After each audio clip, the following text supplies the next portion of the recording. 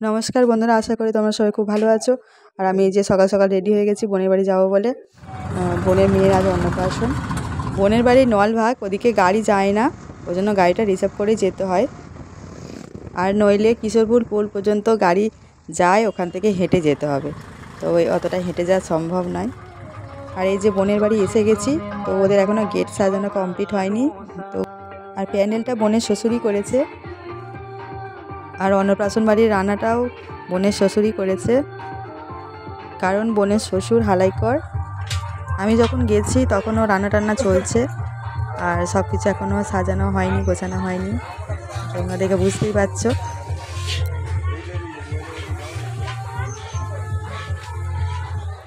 আর এই যে পুচকুকে রেডি করছে, আমাদের মাম্পি রেডি করে দিচ্ছে।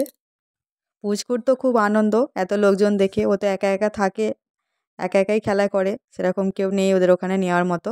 পুচকুর ঠাকুমা ওর জন্য খাবার টাবার নিয়ে চলে এসেছে, আর আমি তো সকাল সকালই চলে গিয়েছিলাম, ওই জন্য তখন সব কিছু গোছানো হয়নি।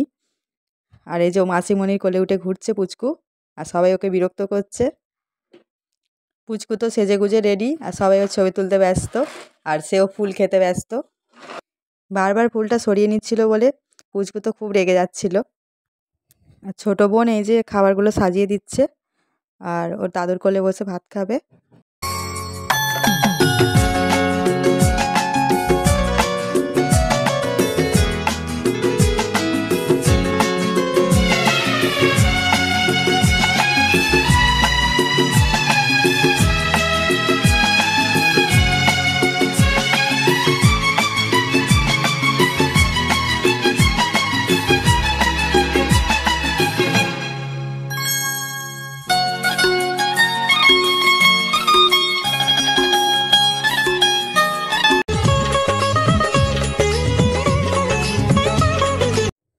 আমার খাওয়া দাওয়া কমপ্লিট হয়ে যেতেই আমি ভিডিও করতে চলে এসেছি।